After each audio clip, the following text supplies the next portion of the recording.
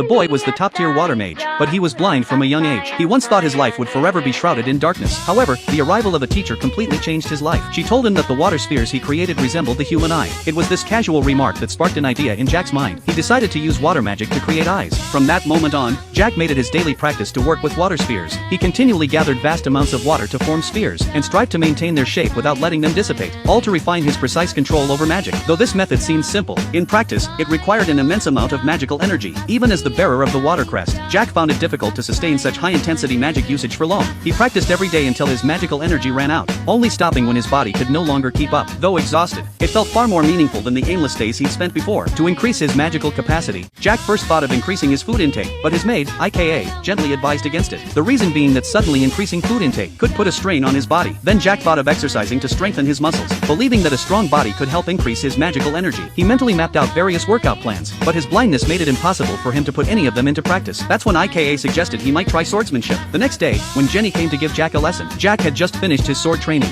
With a casual wave of his hand, 7 water spheres floated steadily in the air. His teacher was so shocked that she couldn't speak. After all, she had only taught Jack once, and now he had such results. Jack was bound to be someone important, and as a hero's descendant, Jack was already engaged to the princess of the kingdom. The princess, however, wasn't too happy about it. After all, Jack had been depressed and hard to approach due to his blindness, and she didn't want to spend her life with a gloomy person. But this time, when she saw him, Jack had transformed into a cheerful, bright little boy. The reason? Jack had fallen in love with magic. He performed a water sphere trick in front of the princess, then scattered the water and turned it into a rainbow. Finally, he smiled and reached out his hand, inviting the princess to play in the woods. By the end of the day, the princess was completely charmed. To meet with the princess, Jack had even gone out of his way to learn the manners of nobility. From then on, he set out to become a witty and gentlemanly person. The better Jack got, the more at a loss his teacher became. Originally, she thought teaching basic magic would get her a high salary, but she never expected Jack to surpass the curriculum so quickly. So even though he kept disturbing her late into the night, she had to rewrite her lesson plan and come up with a new course for him. The next day, she assigned Jack new lessons, still focused on the water spheres. After all, water had many properties: temperature, shape, color, taste, and more. For example, the teacher created 2 water spheres. One could chill, and the other could warm your hands. With a slight adjustment, magic could produce unique changes. Jack didn't even need to look, and since he couldn't, he learned it instantly.